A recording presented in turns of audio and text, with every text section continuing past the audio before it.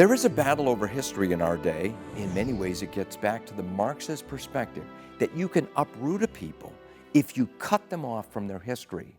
A nation that doesn't know what it was yesterday, doesn't know what it is today, and doesn't know where it is going. For our Foundation of American Liberty series on America's Judeo-Christian roots, we sat down with author and speaker Dr. Marshall Foster to talk about something that is missing from too many modern textbooks today. Dr. Donald Lutz from the University of Houston, with 20 years of study on this subject, discovered an amazing oversight of American history.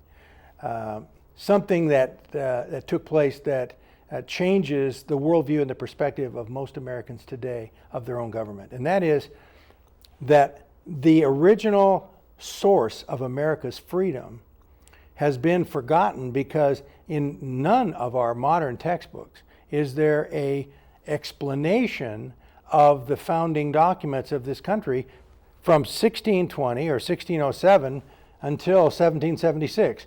These colonial charters, covenants, documents, constitutions, and there were many as 400. He documents 80 and he puts them in there. He says they would have understood those in those days, but in the modern time, he says it's very difficult to even get a hold of them, and nobody in our time has made access to it when they're talking about American government and society from that point on.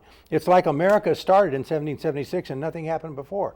What is the reason for that? I would put before you, it's the same reason why Orwell wrote in his book when he was speaking in Animal Farm and also in his other book.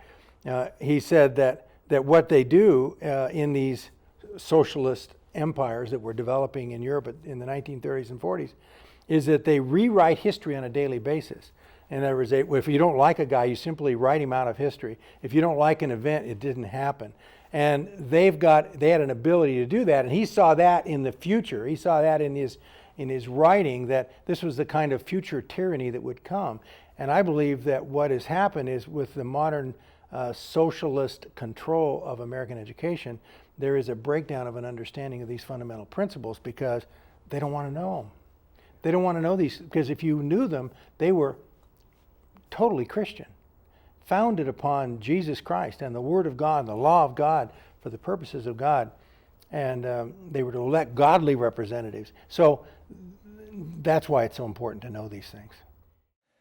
In the book 1984, George Orwell presents a nightmare future where Big Brother, patterned after Joseph Stalin with his big bushy mustache, rules over the land with an iron fist.